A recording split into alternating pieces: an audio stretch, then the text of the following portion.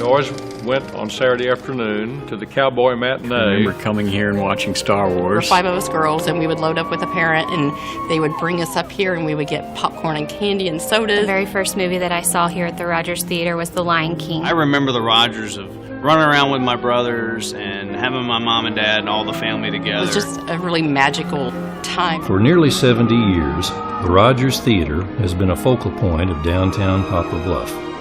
Over the decades, thousands of people have passed through its doors. While the use of the theater has changed over time, the mission has remained the same, to provide a place where people can enjoy themselves and create memories.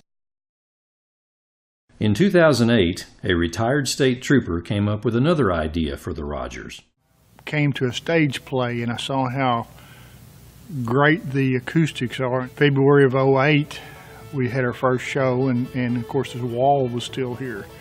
And we had 700 seats down here and we filled them all up and we were putting chairs down the aisle. And somebody said, "You better quit doing that. You can't, if we had a fire, we'd be in real trouble." So it went over really, really well. We all had just local talent. It went over so well we did it again.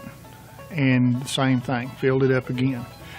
And then we just started having show after show after show and doing little Opry's with local talent. And then we started moving up a little bit with people like Mo Bandy, Narvel Felts, in later times Gene Watson. The one that really got us going was Lily Tomlin, and when she came in we did this in conjunction with the Claudia House. And she said we had to have a 1,000 seating capacity place for her to entertain here. So we have 700 seats downstairs, we had 300 seats upstairs.